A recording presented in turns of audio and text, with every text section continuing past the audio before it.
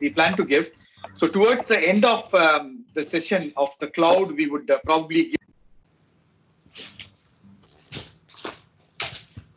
Oh, nice message from there. So we would give. So from that point of view, Mukundan from the programs team might reach out to you through WhatsApp or in our WhatsApp group, asking the names, right names, so we can print the names correctly in the certificates. And Mukundan, it's a best idea is at the end of the session in the chat, if they type their first name and say last name exactly in the chat, so we can take it. That's the easiest and faster way as well, right? If we receive usually by email and everything, we have the first name and last name. We just want to make sure that's the first name and last name is correct, right, to provide the certification. So at the end of the session or in the in between the session, if everyone whoever attending, if they provide their first name and last name exactly in the chat, then I can copy that and then we can use it for the certification. Okay, perfect. So you heard Mukundan saying, so please do that, team, if you can, right? Send your first name and last name. The criteria that we are having is, Krishna, are you back? I'm back. So when are you planning to complete this cloud part of the session, right? How many more sessions, Krishna, So I have 3 or 4 more sessions, then we will close it off, okay? Okay. And then the next one is Kubernetes, you said, right? Next one is Kubernetes, and then followed by we also want to touch base on the AI and ML side. No, not from the our Wednesday tag. This is a separate one. So it's pending on my side. I will give you today. I'm going to jump straight into the content, but we will share a schedule on it, right? So perfect. Okay, so just to share with you all, right, there's going to be, it's a continuous program. Saturday, it will continue till the year end and next year and so on. But we will divide that into multiple blocks, right? So the first one is a cloud. Once the end of the cloud, depending upon the attendance, right, we have some criteria that we are looking at right now. Maybe we will be a little bit lenient for the first session, but the next session maybe will be a little bit stricter. Our expectation is 80% or more attendance would be awarded the certificate, and maybe we will have some kind of a Q&A quiz towards the end. That's probably for the second or third session, topics that we are going to do. But maybe we'll be a little bit lenient on the first topic for the cloud.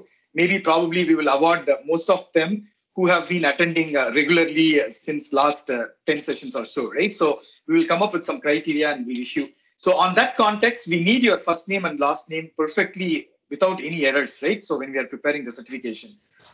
So please help with that. Mukundan is the lead. I wanted you to know. You can either reach out to him directly, or you can send your name in the chat window of the session, or you can do it in the chat or whatever, right? Preferably, if you can send it to him directly, that would make more sense. He would be able to map to the attendance and create the list. So that's the first one. And then the second one is regarding the new tenant migration.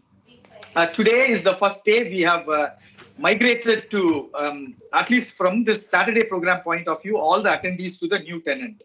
So some of you that I already see may not have moved to the new tenant, meaning you may not have access to the files and so on. Please make sure you create your accounts for the new tenant. And if you need any support, again, please share it in the WhatsApp, and our programs team will help you on that. So only when you have the new tenant, Krishna, I have to take a little bit control here. Please, go. Don't. Yeah. So only when you have a new tenant, then you would be able to access all the files and so on. There is another one I want to make sure that I give a floor to the IT team here to share. They had a couple of topics to share with you. So Shad, do you want to talk about it from the IT point of view? Yeah, this is just a simple FYI that we posted links to both the Wednesday session. Kadir, to go to the quick links tab. Okay. So if you see, we have the beginners track, intelligent automation track, group study 1 and 2. All the links are posted here for future reference for everyone to join. Right. So they don't have to look anywhere here. They're hunting where the meeting is. It's all here for reference. Okay, very good. Anything else? No, Kadir. Just wanted to let everyone know that it's available for reference here. Okay. And then the third point here is thanks to Brampton Library, I kind of sent a message to you all. So we have created a separate tab for our sponsor, Brampton Library. And as you can see, they have certain, learning and magazines, video streaming. And if you wanted to buy some new stuff, books and everything, all the stuffs are here. Please take benefit of this and create your account. As an online card, you can create an account and then you can take a benefit of this. And I'm not sure if Adarsh is here. Adarsha, are you there in the call? Yeah. Sorry, let me check. I'm here. Can you guys hear me? Yeah, Adarsh. So, I know that, Microsoft is also a sponsor for Testoper, right? So maybe what we should do, most of the times when the questions comes and answer comes, we normally put it in the posts and stuff like that. But what I recommend is, you have probably access to this, Adarsh. So you probably have to, put everything into some PDF file or something, and then maybe create a tab and bring all the resources of Microsoft's that our team can get benefit out of, right? Into one tab. What I realized is over the period of time, if you put it in the posts and things like that, it gets lost, right? Or the people have a difficult time to go back and refer to stuff. So it's better that for the sponsors. Sorry. Can you? So you asked me to create a tab, and on the tab add all the certification. Yeah, anything that Microsoft wants to provide to the community members, right? Knowledge base, right? So like Brampton Library, how we have done it. Sure. So that's these are the 3 critical points. So the first 15 minutes we wanted to give it some time for everyone to join, because apologies, we are starting late here. So we gave some time to make sure everyone is joined. So again, question to the programs team: is anyone else is in the old tenant, or have we migrated everyone into this new tenant? Yeah, we've migrated everyone. You all who had joined there till now, we've migrated them. Okay. And then one ask I have to you all, as you know that we are starting June 17th, the test automation track.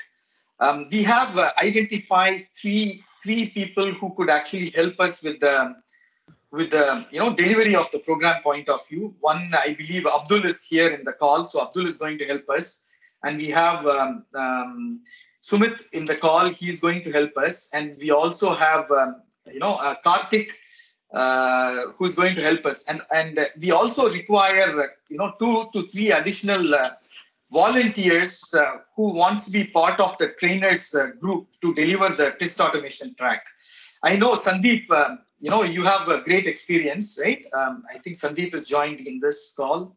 Yep. Yeah, Sandeep Virk, and I also know Nevena, and anyone else, right? Not only from the receiving side, also from the giving side or interested. You could consider this as an opportunity to develop your skills and help others and stuff like that. Please reach out to Sumit, who is in the call, and he's actually putting together the content of course content, and you can pick which area you can provide a training and then work together with Sumit and the training team to deliver the test automation track. Okay, I really expect some kind of a contribution from you guys, Sandeep, Nevena, or anyone else that we have in our team who are experts of test automation. Sure, Kader. We'll try to do our best. Please, thank you very much. So having said that, I'm 1 minute. Yeah, go ahead, Nevena. You had something. Sure, Kader. I will try. Sandeep and myself will work together on that. For sure. Yes, Sumit is the lead. Reach out to him. Anyone else here quickly interested to join? You can just unmute and say, at least I can remember the names. Hi, this is Ajit Sadasivan. Ajit, yeah. Yeah, I might be able to help, but I need to see the course and then what, right? So yeah. Definitely. So Ajit, so Sumit, I suppose you're taking the name, right? Sandeep, Nevena, Ajit. Anyone else interested here? Abdul, you're already there, man. I already told your name. So. Okay, good. So this is really good. As you know, end of the day, the Codathon program is all about the definition that we have within the Testoper community. It's all about community experts helping community members, right? So I really want that to happen independently and scale by itself, bringing in new people, referring to your contacts and so on. So I trust that you have been doing that to help the community to grow, because end of the day, we all are owners of this community, and only way we can grow is helping each other. Having said that, let me hand over the floor to Krishna. Sorry, Krishna. I took 3 minutes more, first 15 minutes for the people to join into this new tenant. And the floor to you, Krishna. You can share the screen. Please note, team, we will delete all your names for the old tenant. So you may not be able to use the old tenant after today. So make sure that you create an account in the new tenant if you have not done so. Or you need some support, you can always reach out to us through WhatsApp. Thank you very much. And Krishna, please, floor to you. Okay, thank you guys. Thank you. Let me see if you guys can see my screen. I don't believe so, right? It's let me share that. Let me share the screen.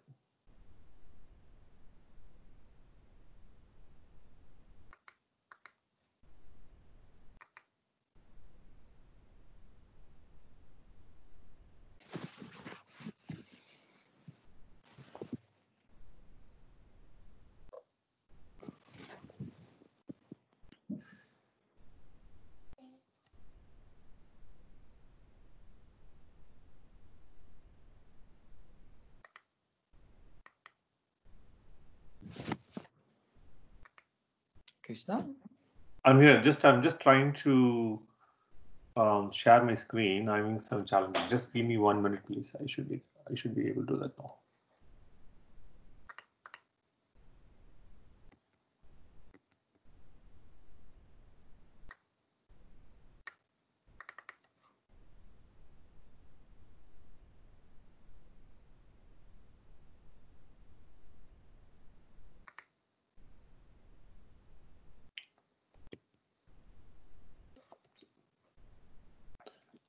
I need to just log back out and. All right, Krishna is back. Looks like my my screen settings are a bit not really that great today. I need to figure it out later time. So let me as long as you guys can see the my slides in some shape or form, I'm okay. No, this is the presentation view, Krishna. It's much better. Okay, fair enough. Okay, because I had a new monitor. I reconfigured my screen settings, so I have 3 monitors. So all of them are pretty much. I need to find a logic behind why they are like this. Anyways, I'm happy seeing the presentation with you. So it's been 6 weeks, guys. I know it's and girls. It's been fantastic. Now we are in the 6th week. We covered the basics and DNS and application gateway. I also got some feedback. The application gateway session was good, but few of the students said it's a bit too deep for them. But anyways, we'll try and manage how to go about it. Sometimes, the core idea of these sessions is to get you the basic concepts of different technologies within Azure. When they say Azure, it's also the cloud set of things. So today we'll focus on the blobs, disks, and storage optimized compute. And then that should give you a very detailed overview of it. I'll try and compress as much as possible, but the content is available for everybody to go and review what it is, because it's a huge topic, by the way. But I'll do my best to compress it with the time we have. Since one of the asks is, hey,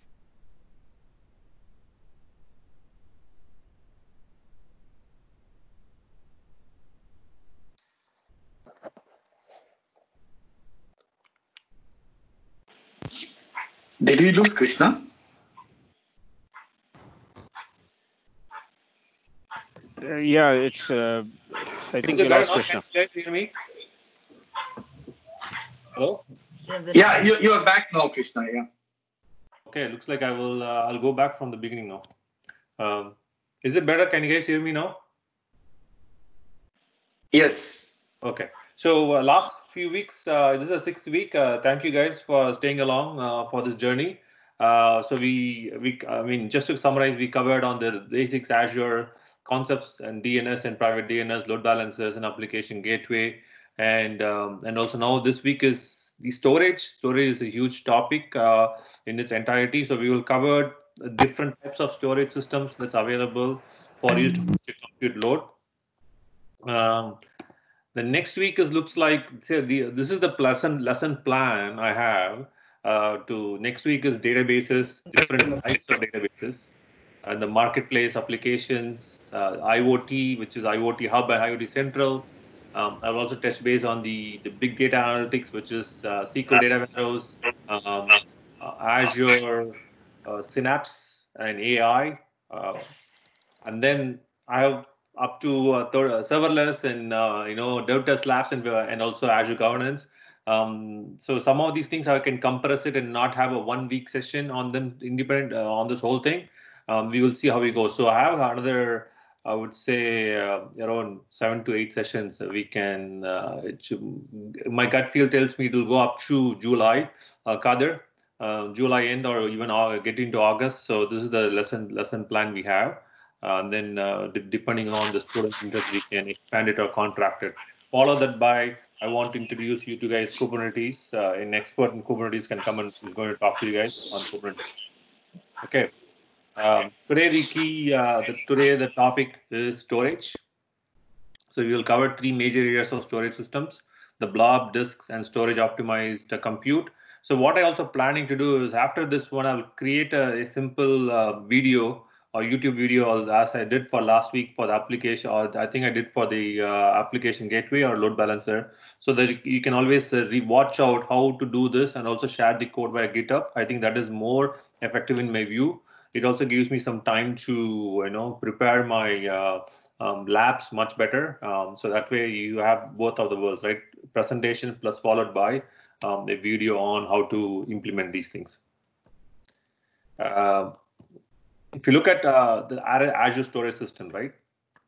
The cloud, if you take a cloud, there are predominantly 2 types of scenarios we are talking about from a storage system, right? The traditional infrastructure as a service, which is basically your virtual machine workloads, and the platform as a service. This is where all the new things like web and mobile comes into play, the microservices and the serverless compute. If you think about the storage has to support these 2 use cases, both from the infrastructure as a service perspective and also platform as a service perspective. And not only that, it also needs to support your traditional existing workloads. For example, you might be running SAP, you might be running Teradata, you might be running SAS, you might be running Amdocs. That these type of workloads also need to be catered for. And especially if you're looking at NoSQL type Cassandra databases, then which needs a high throughput, low latency disks, that's also be supported as well, right? So Azure provides wide variations of storage systems, starting from the left-hand side, which is we call them as persistent disks. Basically, these are like your traditional SSD-based disk, which you attach it to a virtual machine or a server, and that all your data is stored onto that. And also the files is a very commonly used storage system. Think about files as basically a file server of some sort, and multiple different compute resource would use the same file servers. Other classic example could be in something like a NetApp or those sort of a file system there. And the cloud world, which is the platform as a service world, that's where the objects, basically these are called as a blob storage objects.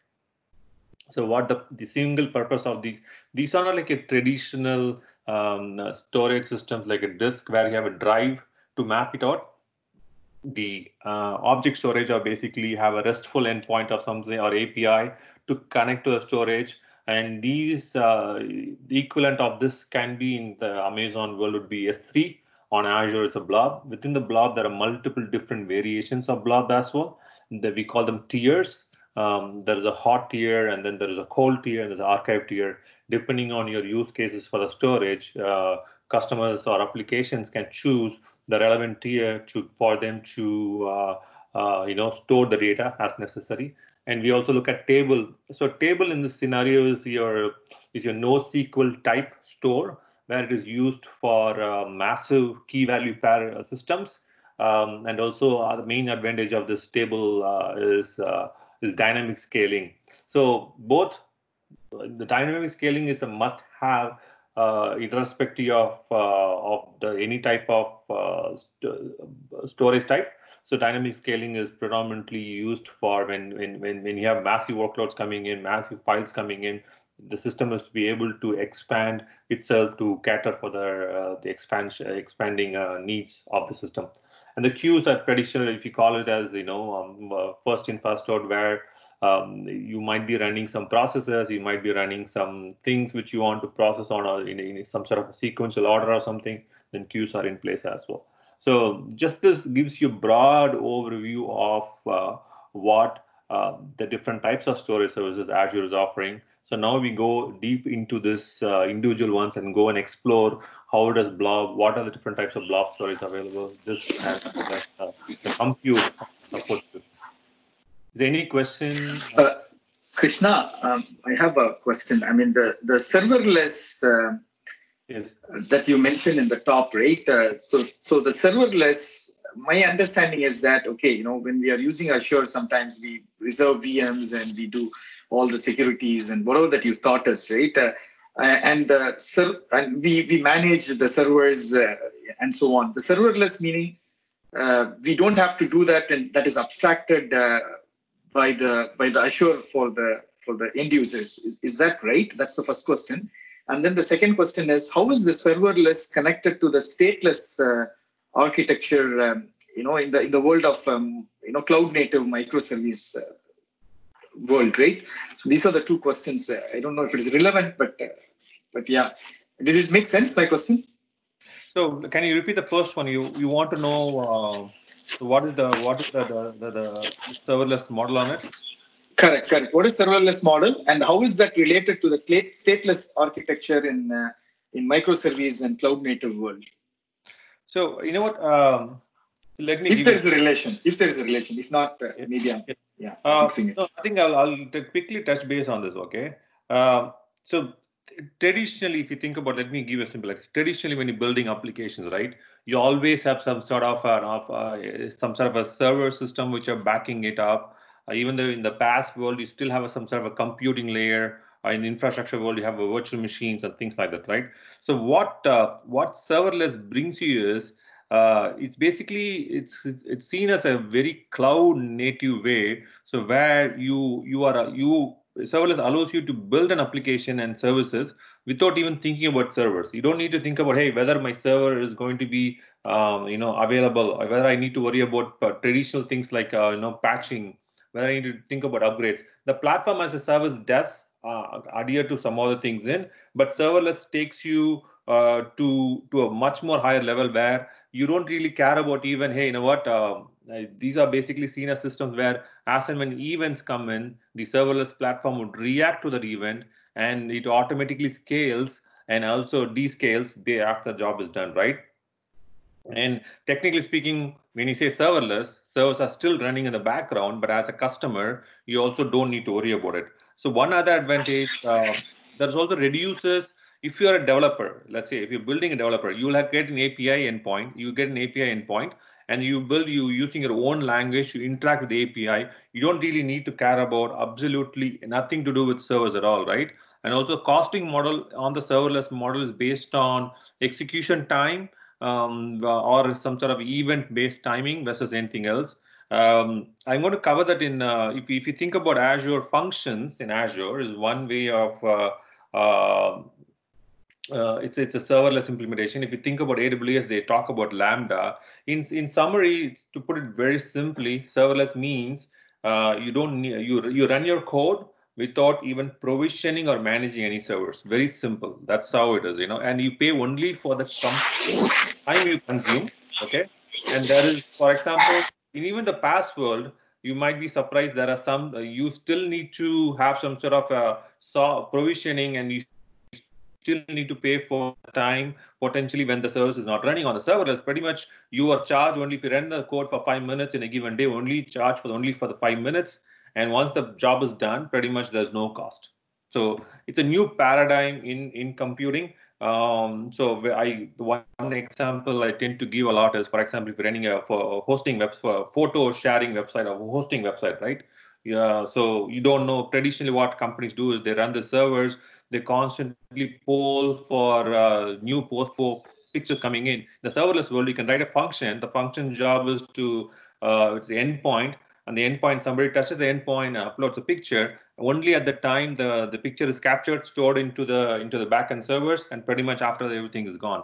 So that's a whole concept of that. And there are multiple ways customers use it. Your answer to your question on the stateless systems, stateless architecture system doesn't depend on serverless. So basically, to put it very this is again from an infrastructure person view. The stateless system means you don't really store. You just run the piece of code in a compute. All your data and everything is stored in a separate storage system.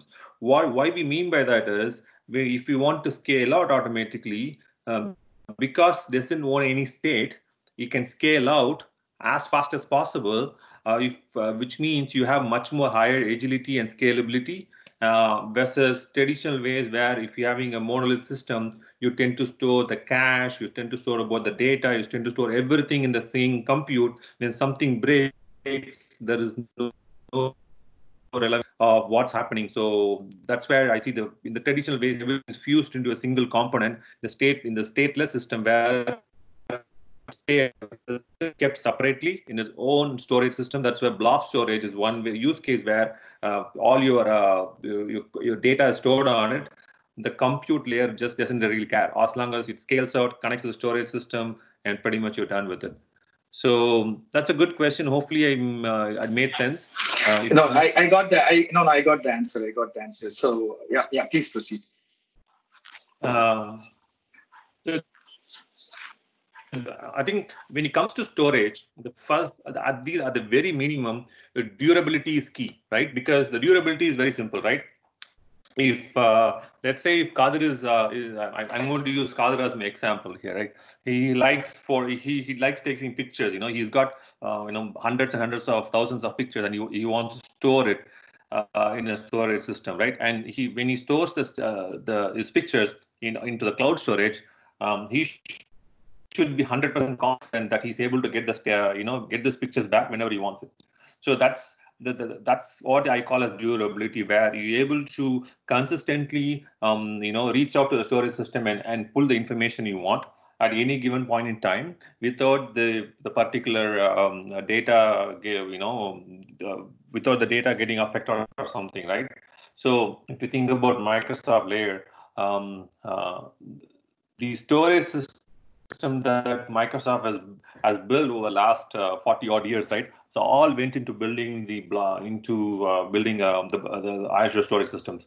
For example, from a consumer perspective, if you think about OneDrive, Xbox Live, MSN Advanced, Skypes and Teams, they all tend to use the similar storage systems as well. O365, MSIT, and the Azure world, the big data services, streaming, IoT, and data services. So, we call them a durable layer for Microsoft because the same engine that is we give into customers is the same engine that is we built and internally used. So, from a durability perspective, the Microsoft storage system is one of the best in class, and that's also one of the reasons customers tend to work with us. So, we'll go deeper into that. What sort of what do we mean by that is, and this numbers about 200 terabytes and 100 million TPS is a bit old, but it gives you the scale and performance of the storage system there. I'm going to talk about the different classes of storage. On the top, we have the disk storage, which is traditional virtual machine storage system. We have premium standard. We have ultra premium now. So in this disk world, the way it's calculated is IOPS. So basically, if you have a standard tier, it starts with about up to 500 IOPS, and and if customers want guaranteed IOPS, then they'll go for the SSD layer, which starts with the premium tier. You can have SSD disks, and we have ultra premium where it goes up to 30,000 IOPS and things like that. Blob stores, which is Azure Blob, it's predominantly used for unstructured data. So as of today, majority of the data that created in the cloud world is all unstructured. Every time you host a page, every time you go to Facebook, every time you host something on your blog, pretty much all the communication we do is all extremely unstructured. The unstructured data is always stored in blob storage of some sort of binary large object storage system, right? And file store is your where I've seen file store is being used in multiple scenarios, even in the cloud, your traditional file service on premises, on the cloud world, Azure NetApp files. Even if you use Kubernetes, if you want to your artifacts about the state of your containers are pretty much usually stored in Azure files or on the Azure NetApp files. Okay, guys, this is all fantastic. Okay, so these are the systems you offer from us. Okay, I have a gazillion or rows of data. I have petabytes. What do you do? How do you move them? So there are multiple ways of moving it. Let's take two easy way. One is we give you APIs, or which basically the API gives you we call as Azure AZ copy scenarios, where you can copy your data from your on-premises into cloud, into Azure. What the AZ copy tend to do is it will create multiple threads, which means if you have 10 GB file, the 10 GB file would be like chunked into smaller pieces, basically cut into smaller pieces and push it into the cloud. But you know what? Most traditional companies doesn't want to do that. So what they do is, okay, Microsoft, I have a petabyte data. What do you do? Then we send you a device, a hardware device, which has got storage, and then you plug that into your network, and then you copy the files and to Azure Data Center directly. In the Azure Data Center, we copy the files into your storage. That's done, right? That's how a lot of these companies tend to do that. There's also different sizes of devices depending on your capacity. So that's one of the popular methods of copying files across.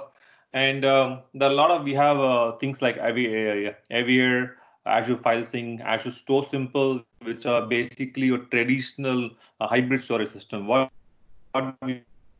Let's say as a customer, you have on-premises systems where you keep you have a lot of data, you keep your backups, but you say, you know what, I don't need to worry about my storage system, but at times I tend to have any overflow which comes from my backups. I really want to expand that into the cloud. So these devices, what they do is you plug that into your predominantly be using on-premises storage, but whenever there is exceeds the capacity of on-premises storage, it can bleed into or leak into the cloud. So from your perspective, you basically interacting with your on-premises device, but it's also because of the way these devices are built, it can piggyback on the Azure storage to give you that capability from a backup and restoration perspective. It also uses Azure's capability for extra additional storage as well. So the reason spending time on this particular deck is the variations of the business are different. Azure does offer multiple different types of storage systems to cater the needs of it. Again, we just want to go into a bit more detail. So in this case, the focus is on mission critical application loads.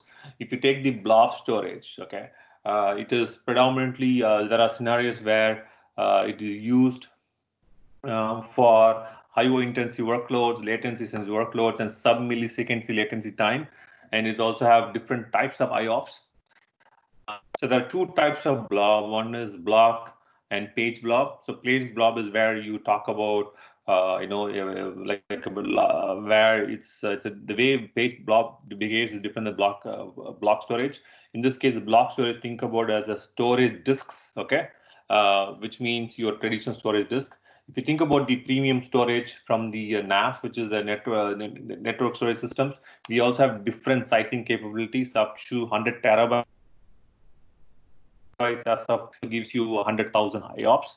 And the last one is we also have a feature called premium blobs. So the main reason for the premium blob is to handle petabyte scale data with higher throughputs than is now used on a normal scenario. So if you see, one keyword on all those things is the premium keyword, right? See, when you talk about mission critical applications at this point in time, a lot of these applications have a need to have higher threshold than your traditional systems. For example, if you're running graphic programs, if you're running massive ingest of data coming in from different media streams, if you're thinking about even if you think about a NoSQL type data store like Cosmos, like Mongo or DataStax, these systems need storage systems which basically have got a low latency scenarios where even if you miss a couple of milliseconds in terms of synchronizing the data, you might lose the entire chunk of data that is being written into the disk. So these sort of storage systems are available on that scenario. SAP HANA is one use case where it's very sensitive towards your disk read-write performance, and customers tend to use that a lot.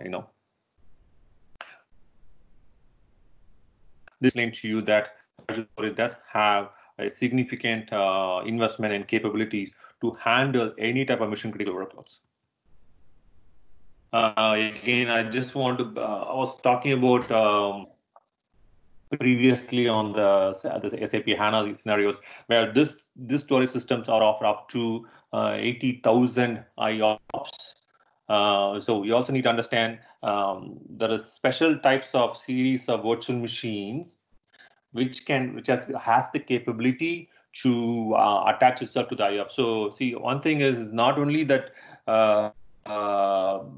we can offer the higher disk capacity, higher throughput capacity, higher IOPS capacity. It also need to go with the certain classes of machine, because if you think about storage systems, it's not just a storage system on its own.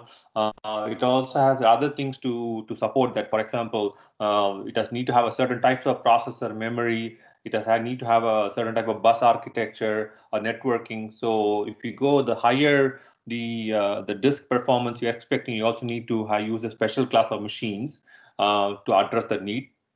And especially on SAP, usually most of the time they usually approve that type of system they have certified, because SAP has got a very unique type of requirement. So if you go to Microsoft Storage and SAP HANA, a lot of certification that is made. And not only SAP, we also certify a lot of other third-party companies also certify the Microsoft storage systems specifically for the given workload. For example, SAS is one company which just where they certify, okay, this storage systems are okay to be run my applications. So it's a very common industry practice where the vendor that is supplying the piece of software would also go and certify our storage systems to make sure they are certified to run the workloads. This is also to reduce your customer's pain point of where they might choose the incorrect storage and compute, and they might have a lower performance, and that's not going to be a good customer experience. And one other use case is HPC use case. In the HPC use case, to put it very simply, one of the things in the high performance compute layer is you might heard things like where the compute layer is going to massively scale out. What they tend to do is they will always keep the storage in its own cluster on its own separated scenarios in the separated compute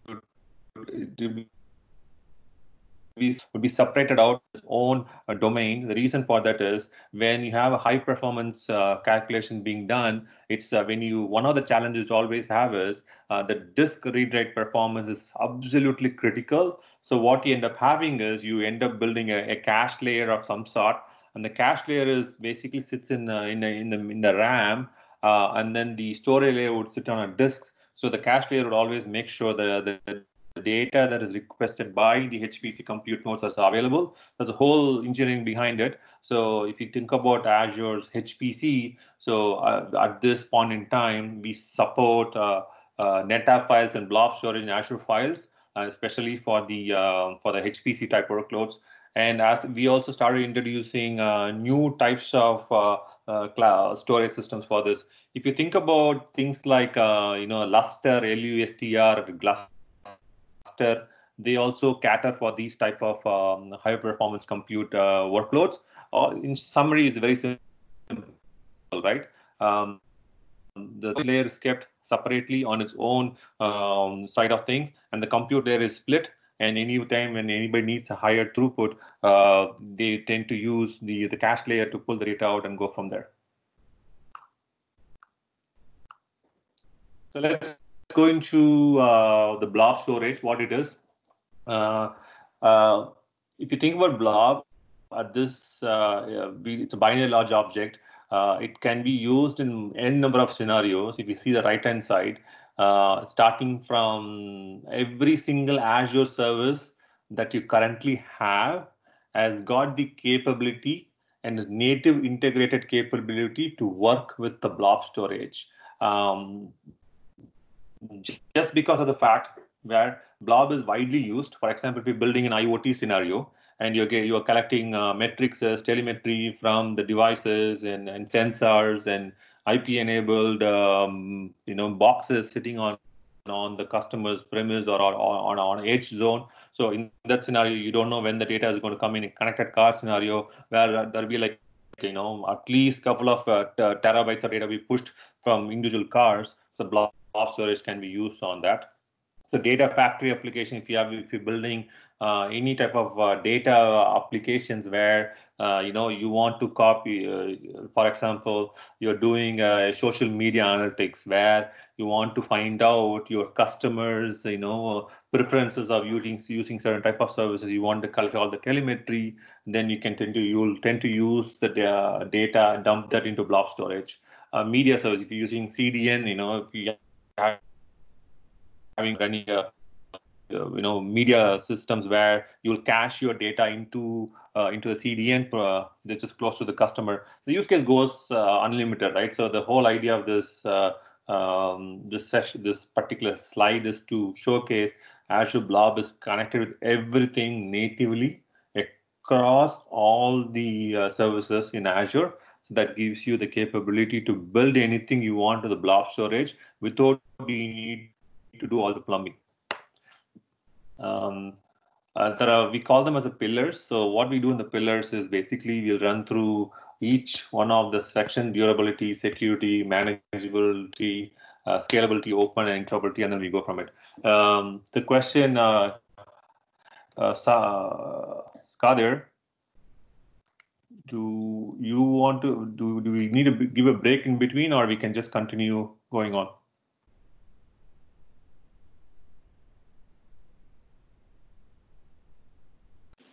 You can continue going on, right? So it's you have probably, because we took first 15 minutes for the new tenant migration, so you can complete it by 11:45. Should be okay. You can continue and close it. Yeah. Okay. So let me talk about durability and availability. Krishna, maybe, I don't know, maybe it's on my side because we have multiple computers managing this. But are you all able to hear Krishna clearly? Because I from my side, there is a little bit of a break up and down.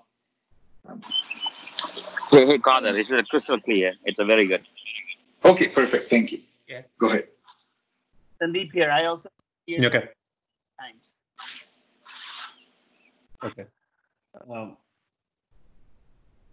Thank you, guys. Let me, Let me come and sit closer to the mic.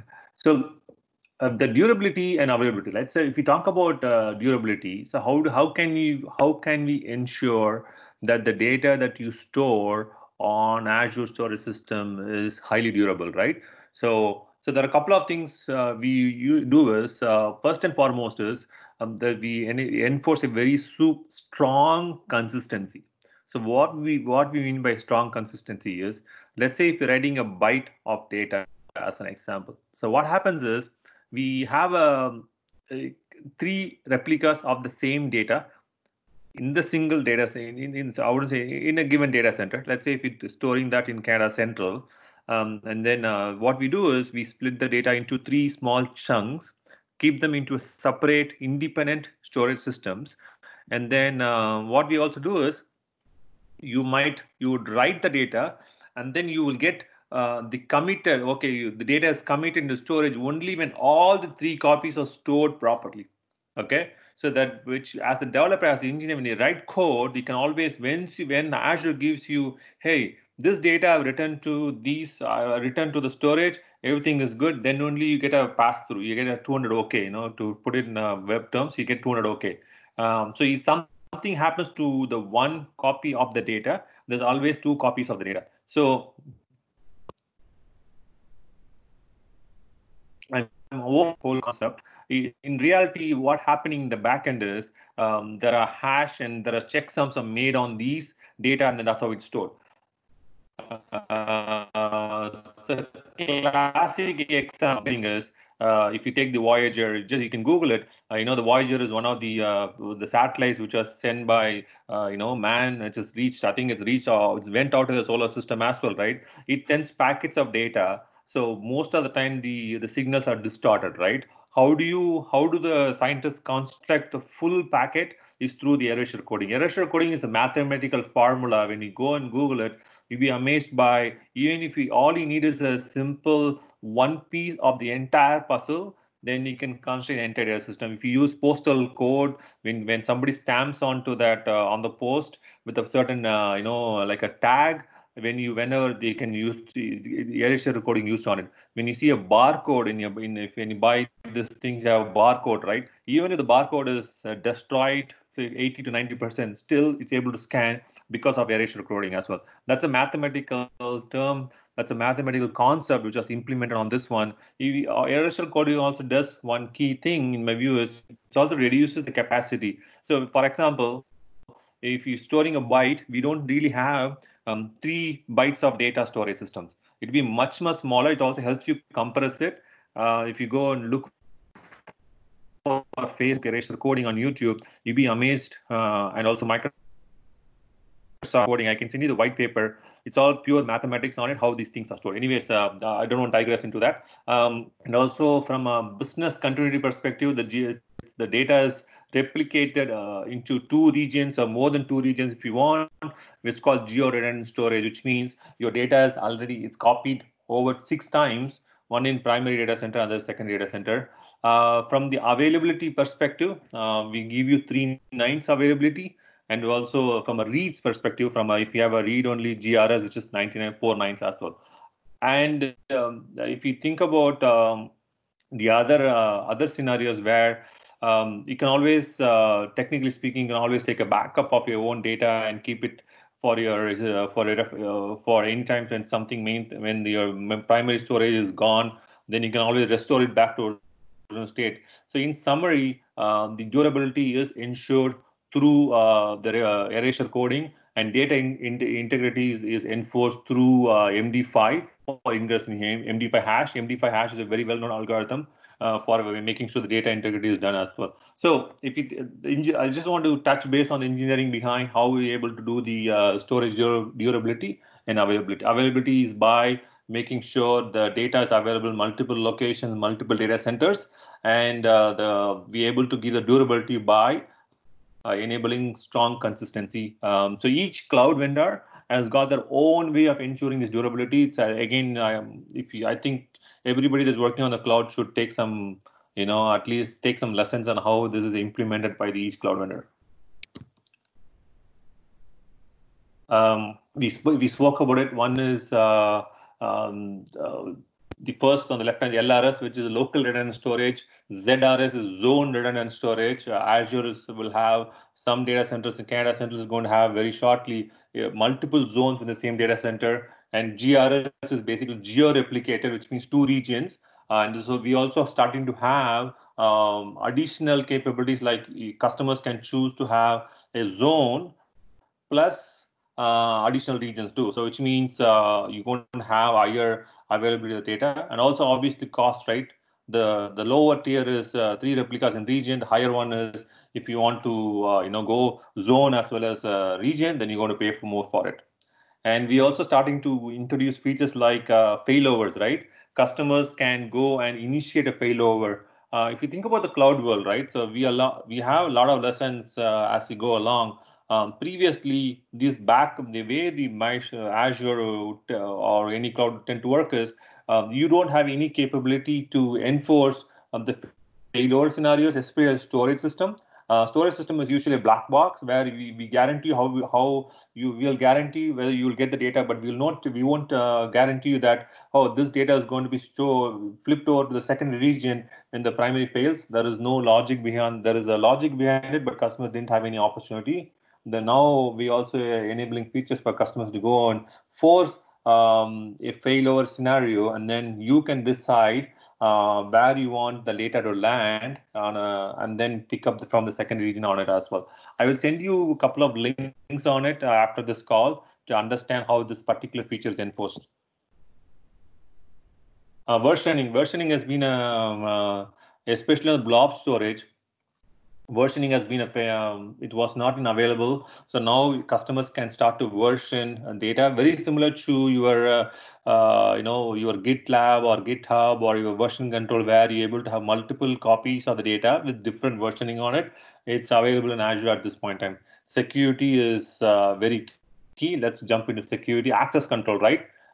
Straightforward. Hey, you know what? Azure Active Directory is the de facto identity provider for securing your access to the data. We also have features like role-based access control. I think we touched base role RBAC, and basically what we mean by that is based on your access privileges, you will get access to the data. Very simple. If Kader is administrator, he's got higher privilege. If Krishna is like as a developer, he might not get access to the entire thing. He might get access to a subset of the things.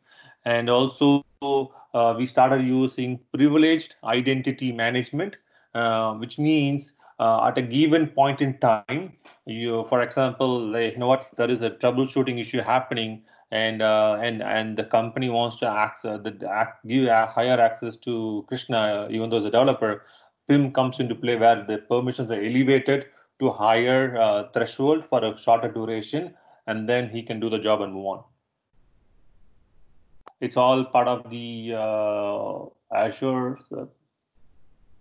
SAS tokens is very interesting key concept where, you know what, you don't want to give any standing permissions, but you want to give access only on demand. This is where the tokens come into play. So where what happens is you create a temporary token. For example, if you're one of the users wants to host or upload a file, what you end up doing is you will create a temporary token. The token is basically one time only, where for example, the user has to load about 10 files, and then that files would take maybe 10 minutes. So the token is granted only for the 10 minutes. Once the 10 minutes is gone or expired, the token basically becomes useless. This is implemented at security level. This is looked at from end user perspective, from management from the scenario, from security aspects of it.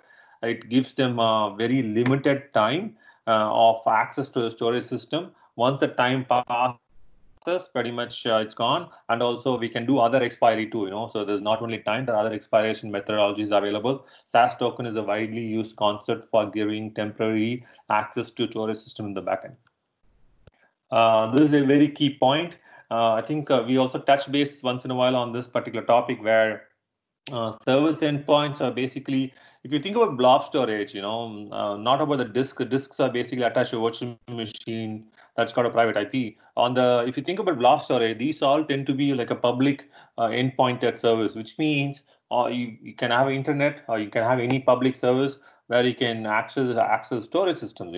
But having said that, you can augment AD control, but customers don't like this idea, right? Hey, you know what? I don't want anybody to access my storage systems at all. Okay, then what we do? One way of restricting the access is, okay, you know what, Mr. Customer, you have a private endpoint, which is a virtual network.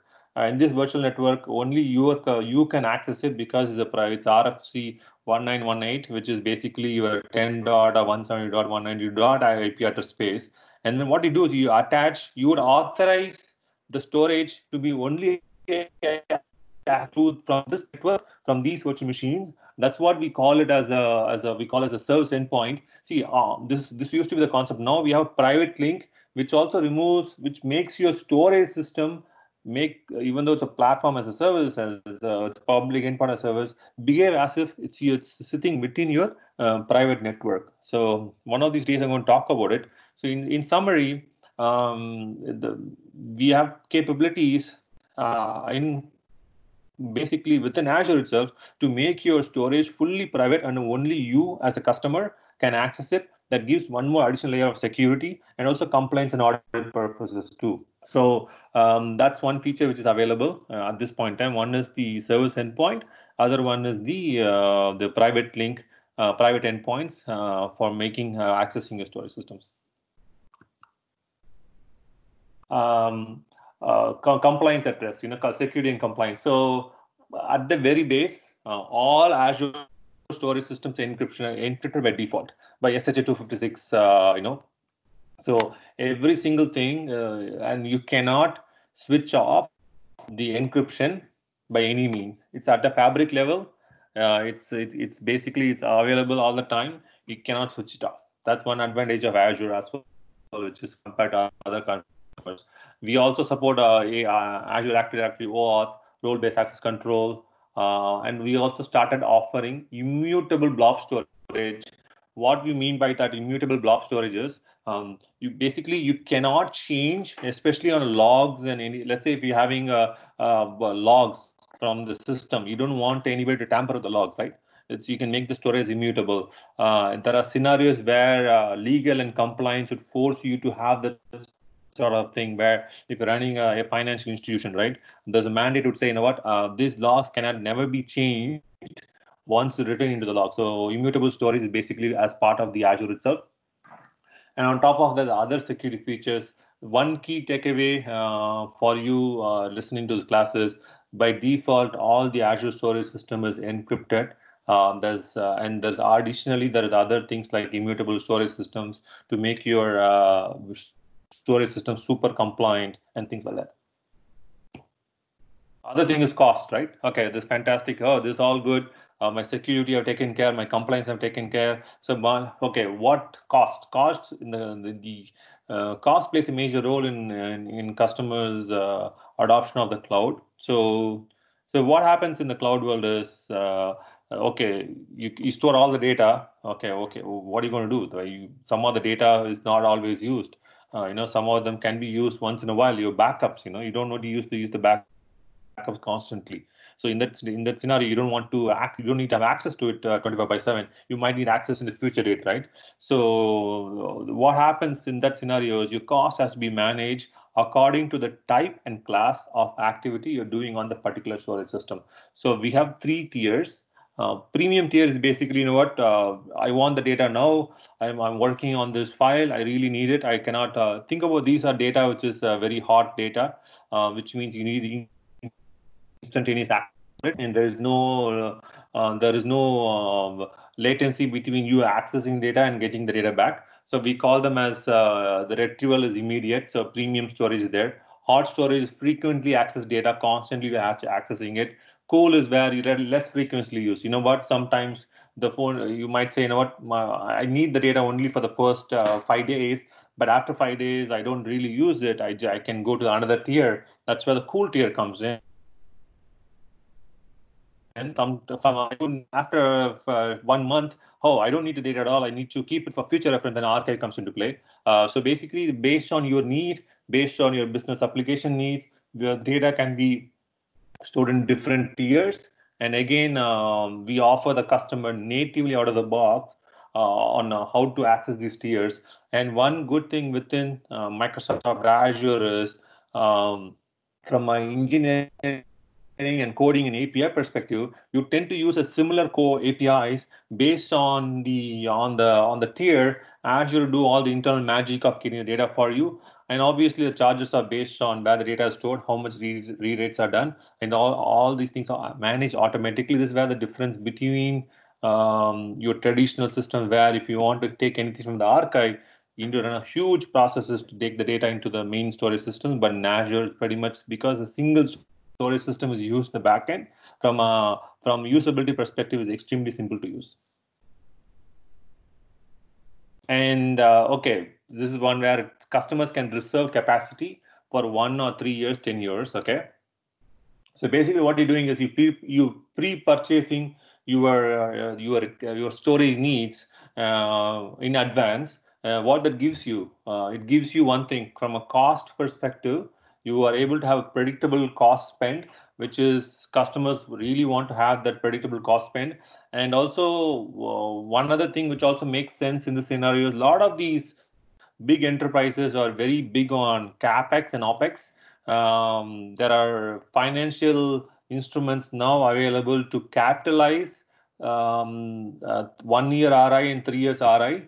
So which means what happens is they can treat the cloud assets like a traditional depreciating assets they buy on-prem.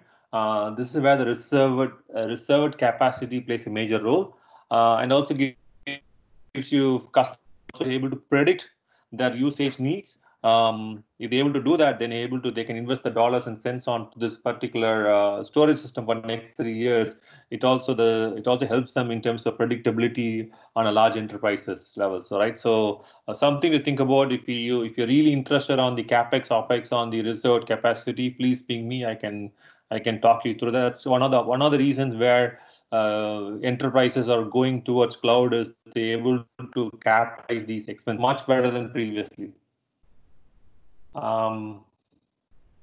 So a key point I want to mention is we talked about the blob level tiering, hot, cold, and archive.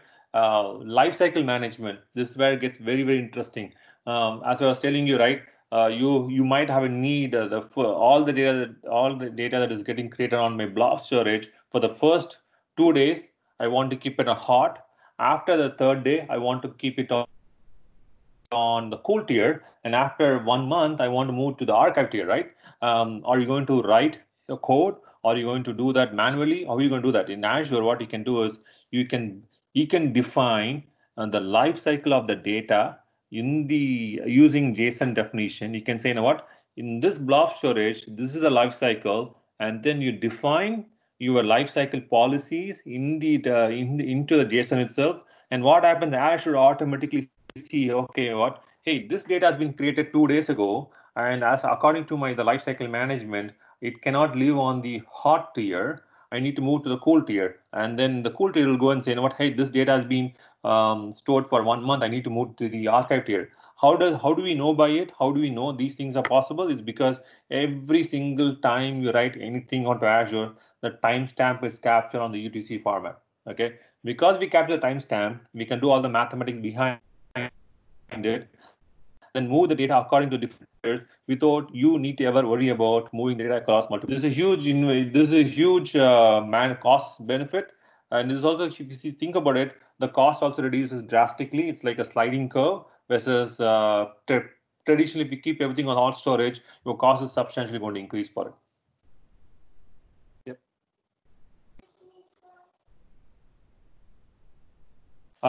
So we also have another new things like high throughput blob storages, where just want to give you a simple example here. The throughput, when Azure was a few years ago, we started with the blob storage, which is the double digit MS latency times. But there are scenarios where customers wanted massively high throughput, especially on things like, when they're running some graphic programs or things which doesn't like low latency stuff. customers want to do it. For example, when you have huge petabyte backups, customers want to take on blob storage, they need a higher throughput performance. So which means we have different tiers in blob, so that can be used. For example, especially when you're taking data stacks backup, where if you're having a couple of terabytes of data which you capture every single day, you don't want the backups to be running for hours together. When you use a high throughput blob, the backups can be taken faster. If you're running graphic program which constantly goes and touch the blob storage, you also want high throughput and high low latency stuff. We can also do that as well. So again, in summary, we have these features available for customers to choose based on the workload they have. That gives you nice graphs of how the IOPS and throughput and size works. That gives you, and also on the, if you go the higher tier you go, there is no limits on the storage. Which means there might be scenarios where you cannot estimate those storage systems. Then even when you create blob storage, we don't ask you how much you want to store. It doesn't matter however you want to store. You can store it on Azure.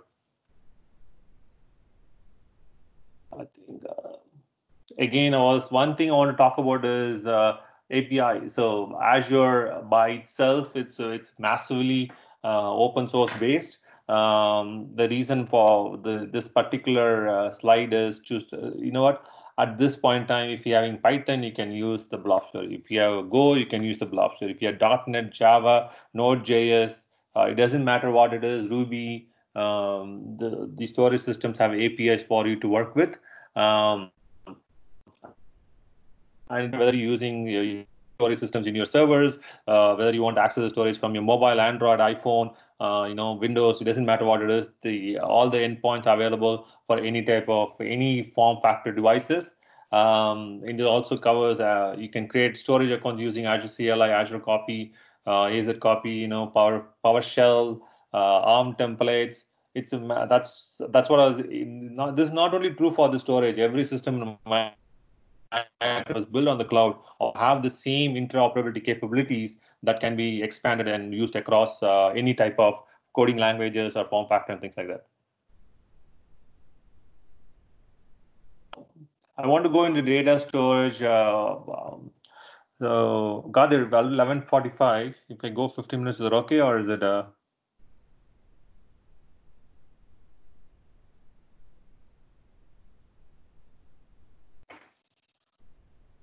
Krishna, I will leave it to the attendees, but is this something that you can continue in your next session, or is it I in the can flow you continue want? it because I want to spend some time on it. So already I've covered about 34 of the 52 ones. I can do this next week, and then Yeah, I think it's also better that you give a little bit recap next session and complete this and leave maybe 10-15 minutes for Q&A, because I think this is a heavy topic, right? It is. I will send the decks. We'll send the decks early so that everybody can see the deck and go through it and then ask. Yeah, it's a detailed topic. I really want everybody to understand this because a lot of other lessons are going to follow this. Has got some. They need to know this better, so that's good for them, especially. So. Yeah, can you send this to Mickey and they can upload it in the Teams, right? So that the attendees gets a week to review this, not only what is being taught today, but also what you're going to teach in the next session, right? Train in the next session, and then it become more interactive, I think. Yeah. In the midweek, I'll also send a simple YouTube video with how to use the programming interface to create the blob storage and a couple of things so that they can also watch that as the homework in the midweek to follow it. I'll send the slide decks to you guys now. Sorry about this today. It was I went details on certain things. Hopefully, it was no. I think it's important, right? I mean, we had 36 attendees today, the highest. We used to average around 30, right? 36. So everyone sticked around from the starting to the end meeting. It's an important topic, right? I would suggest not to rush in the next 15 minutes to finish another 20 slides, but rather do it in the next one with the recap of what you did today. Okay, would fantastic. Make more sense. Okay. So I think with that in mind, Krishna, one thing I want to ask you. You talk about the life cycle management of the blob storage. Yes. Sorry for my background message. What time frame or when we can deploy the lifecycle management? Is it during the provisioning of the blob storage or middle of the blob storage? Like when you can deploy the lifecycle management of the blob storage? I think when you define it, and you can also update it as you go along. Okay. Is it on the ARM template, something like that? It's an ARM template. I'll show that to you. I'll send that to you specifically. Okay. You can define up to 100 rules on the storage systems. Yes, you can. The rules automatically runs. See, okay, couple of key points. That's a good question by thing, right? It runs. It's like a rule engine, boss. All you're doing is you're applying the rule engine, and then the rule engine would run automatically on every single day, and then do the right activities for it. Okay. And then when you define, you know what you will say. It's very simple. When you see the JSON file, it will look like tier to cool, tier to archive, delete. Even you have deletion option too. I haven't mentioned that you can delete those things in, and then you apply that rule against the storage system. Automatically gets implemented. I see. It looks like your son is saying, approving that that's a good use. I know. So, yes, he's approving it. So deletion, one thing I didn't mention is, a lot of the customers tend to keep the data for longer duration. You know what, especially log files, they tend to keep it. And then what we can do, the lifecycle management, is enable a deletion option as well. After 90 days, you can delete automatically. It's a JSON file. You can apply it at the time of creation, at the time of updates. Very powerful feature, I would say. Okay. Thanks, Krishna. No problem. I'll look into that. If anything, I'll ask you offline. Thanks. Thank you, sir. Thank you, guys. So I think again, maybe I'll show it when I create my the video. I'll also showcase the lifecycle management. But it's 11:51. As always, thank you. I think we had a couple of challenges where we have to move a different platform. But thank you everyone for attending. At least in Oakville, I see it's bright and sunny. Hopefully, enjoy the day, and then we'll talk to you. Yeah, so, I just wanted to kind of name, if you look at the chat, I have put a WhatsApp just as a temporary measure. You can join to fix the problems that you have. Just to give the name, I just want to make sure you understand. Dave, Elan Kavaraja, then Kevin Shiva, Krishna V, Madan, Pankaj, yes, Revati, Sentu, Sen, then Sandeep, Santosh Kakade, Savya, all the names that you heard from me, you are not in the Testopper community, right? Either you join from another account as a guest or whatever. So you may have, if you are interested to join into the Testopper community, Microsoft Teams, get access to all the materials that we have and so on. Please join the WhatsApp group if you're not. I have put the link in the chat, and then you can get support to join yourself. But make sure the disclaimer you understand. When you join, be prepared to get messages, emails, or whatever that comes from us. If you're not, interested to get them, then I would prefer not join. Just join these sessions from outside, not be a part of the community inside the teams, right? So this is important to understand. That's more or less I wanted to say, and rest we can coordinate through the WhatsApp and to fix whatever is relevant. And team, one other thing is feel free to ask questions, because now it's connected to my work ID as well. I can answer any questions you want. Thank you everybody for attending it, and thanks for Shad to helping us and directing us in the right direction with the teams and all. Thank you guys. Actually, Kader, thank you very much as well. And thanks for all the questions. Yeah, let's make sure today there was not many questions. Let's make sure next week they are going to bombard you with a lot of storage questions. So keep your storage open, Krishna. Hi, Kadar. Yes. Yes. Hi. It's Kevin.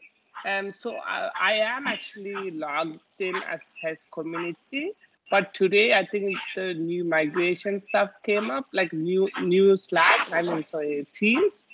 So what happened is I joined to the new one, but I wasn't able to see any chat, any group or categories. So what I did, I just joined through the WhatsApp link. That's why my profile say outside your organization, but I am actually logged in from test community. Yeah, you may have logged in the old tenant. That's what I was telling, right? When we started this community activities, we used Microsoft Trail license. right? Now we have an official license. So this week we migrated all from the old trial license tenant to the official license tenant. So sometimes you might get, you might think that you're actually in the latest tenant, but you're not. You are probably in the old tenant. So in your case, I believe, Kevin, you have logged into Testoper community, which was a trial tenant, and not the new tenant, right? So what we are going to do today is just make sure, are you in the WhatsApp? If you are in the WhatsApp, not in the WhatsApp group, just make sure, go to the chat and click the link and you join in the WhatsApp group. That's for everyone, right? And then get support for us to get you into this new tenant. After this call, we will probably delete all your names in the old tenant. So you would, even if you wanted to try into the Microsoft Teams, login into Microsoft Teams, you won't be logging into the Microsoft Teams with the old tenant, right? So yeah, let's do that. Please check the WhatsApp link in the chat. And before you disconnect the call, if you're not in the WhatsApp group, join and get support from our team. You should be okay. We will help you to get you on board in next 2 to 3 days. Hello, Kyler. May I suggest something regarding this problem? Because even both the teams have the same name, like Testoper community, so it's a little confusing. And I figured out the uppercase Testoper was the new one, lowercase Testoper. See, you're smart, Sonali. Yeah, see, you're smart. Actually, I think it may help to people because I joined the old one and then I had to re-log in and this and that.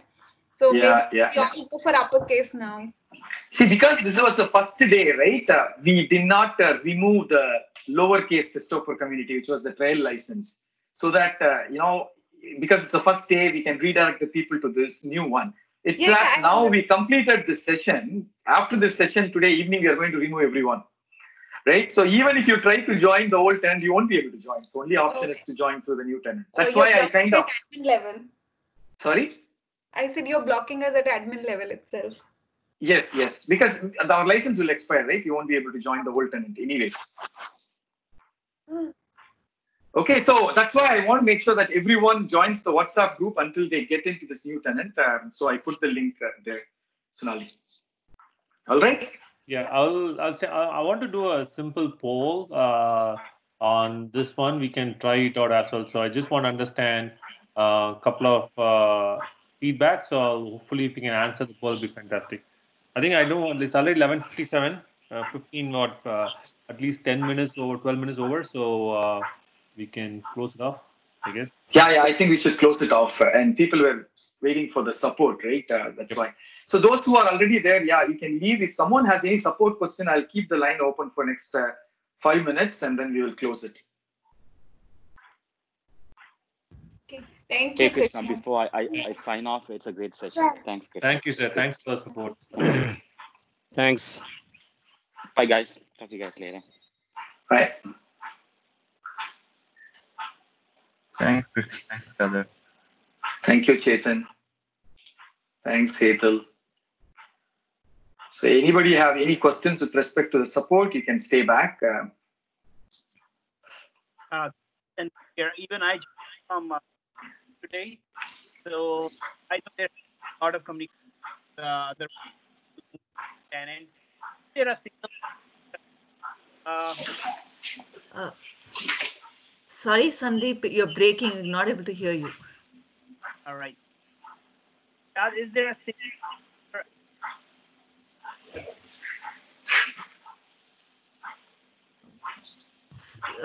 Sorry, is it me or only is I'm not able to hear Sandeep? Yeah, I think me too.